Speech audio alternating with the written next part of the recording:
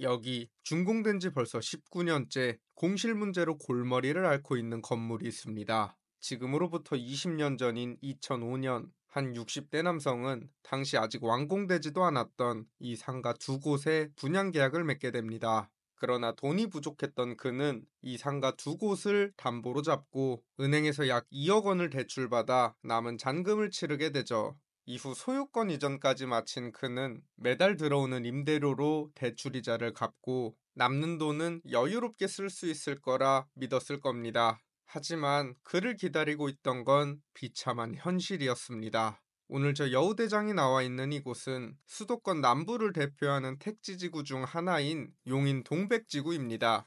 이 동백동은 과거 그저 한적한 농촌 마을에 불과했지만 2000년대에 들어서면서 정부 주도의 대규모 개발이 본격적으로 시작되었고, 그 결과 이곳은 말 그대로 천지개벽하여 지금은 8만 3천 명이나 거주하는 완전한 도시의 모습을 갖추게 되었죠. 이 동백지구의 중심에는 거대한 호수를 따라 조성된 16,000평 규모의 아름다운 호수공원이 자리 잡고 있습니다. 이곳은 수많은 주민들이 운동이나 여가를 즐기는 장소로 꾸준한 사랑을 받고 있죠. 이 호수공원 인근에는 산책로를 따라 늘어선 세 동의 대형 건축물이 눈에 띄는데요. 한눈에 봐도 엄청난 규모를 자랑하는 이 건물들은 바로 이 지역 최대 규모의 복합 쇼핑몰 용인 주네브 상가입니다. 이 주네브 상가는 과거 한국토지주택공사, 즉 LH가 민간과 공동으로 추진한 PF 사업을 통해 무려 4천억 원을 들여 개발한 곳입니다. 그 규모는 연면적 6만 평 이상, 입점 가능한 점포수만 해도 무려 1378개에 달하는 엄청난 규모의 프로젝트였죠. 하지만 건물이 완공된 이후 과도한 분양가와 상가 과잉 공급 문제가 맞물리면서 공실률은 기하급수적으로 증가했고, 2017년까지 LH의 누적 적자만 1천억 원에 달했습니다. 이를 해결하기 위해 LH는 임대료를 대폭 인하하거나 용인시와 협약을 맺어 일부 상가를 무상으로 제공하는 등 여러 방안을 시도했지만 이곳은 여전히 심각한 공실 문제에 직면해 있습니다. 여기는 주네브 상권 중앙부에 자리 잡은 동백 문월드라는 곳입니다. 그런데 한낮에도 유동인구가 거의 없고 썰렁한 분위기만 감돌고 있습니다. 공실상가 유리창 곳곳에는 임대 안내문이 붙어 있고 운영 중인 점포에도 손님은 좀처럼 보이지 않죠. 바로 옆 동도 상황은 비슷합니다. 그래도 장사가 되려면 어느 정도 유동인구가 뒷받침돼야 하는데 이 주변은 오가는 사람이 워낙 적다 보니 저렴한 임대료에도 불구하고 공실이 넘쳐나고 상권 전체가 침체된 모습입니다.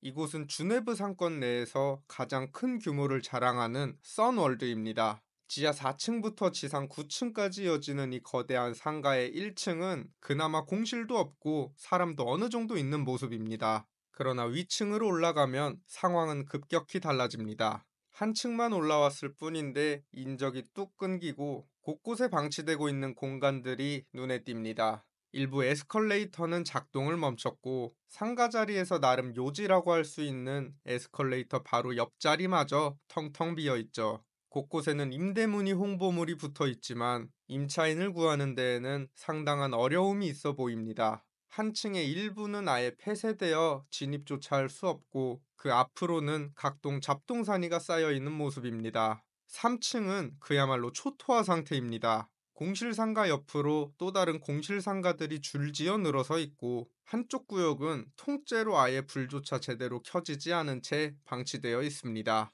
그나마 문을 연 가게에서도 인기척이 거의 느껴지지 않고 주인이 자리를 비운 경우도 허다합니다. 값비싼 돈을 들여 인테리어를 한 가게조차 이제는 무용지물이 되어버렸죠. 사람이 오지 않으니 장사가 안 되고 장사가 안 되니 공실이 늘어나고 공실이 가득하니 사람들은 더더욱 찾지 않게 되는 악순환이 반복되고 있는 것입니다. 이렇게 공실이 기하급수적으로 늘어나면서 이미 영업 중인 가게들마저 큰 위기를 맞고 있습니다. 한 대형 카페는 오랜 기간 휴업을 이어가며 먼지에 뒤덮여 있고 거대한 게임장의 기계들 역시 손님들을 하염없이 기다리고 있지만 이 넓은 공간에는 사람 한 명 보이지 않습니다. 지금으로부터 20년 전인 2005년, 한 60대 남성은 이 주네브 건물이 완공되기도 전에 6평짜리 상가 한 곳과 4평짜리 상가 한 곳, 총 두 곳의 상가 분양 계약을 체결하게 됩니다. 당시 주네브 1층 상가의 분양가는 평당 2,500만 원에 육박했는데 20년 전 기준으로 보면 이는 상상을 초월하는 금액이었죠. 이후 건물들은 무사히 준공되었지만 당시 자금이 부족했던 이 60대 남성은 상가 두 곳을 담보로 잡고 은행에서 약 2억 원을 빌려 남은 잔금을 치르게 됩니다. 그는 이제 매달 들어오는 임대료로 대출이자를 갚고 남는 돈은 여유롭게 사용할 수 있을 것이라 기대했을 겁니다. 하지만 현실은 그렇게 호락호락하지 않았죠. 짧은 기간 동안 상가가 대거 공급되면서 임차인을 모셔오기 위한 경쟁은 날이 갈수록 치열해졌고, 그로 인해 이곳의 평균 임대료는 계속해서 하락하기 시작했습니다. 하지만 임대료를 아무리 낮춰도 수요가 부족하니 공실은 계속해서 늘어났고, 공실 상가를 보유한 소유주들은 대출이자와 관리비를 매달 자신의 생돈으로 계속 부담해야 했죠. 심지어 우여곡절 끝에 임차인을 겨우 모셔와도 이미 떨어질 대로 떨어진 임대료로는 대출이자조차 감당하기 어려웠습니다. 그렇게 큰 기대를 안고 분양받은 상가들이 결국 애물단지로 전락한 셈이죠.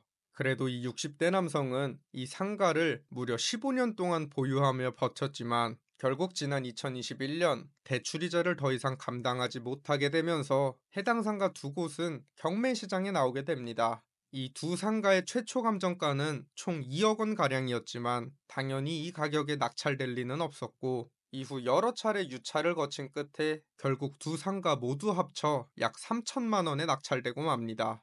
15년이라는 긴 세월을 이악 물고 버텨온 그였지만 그동안 쏟아부은 대출이자 관리비, 세금까지 고려하면 실로 막대한 손해가 발생했을 것으로 보이죠.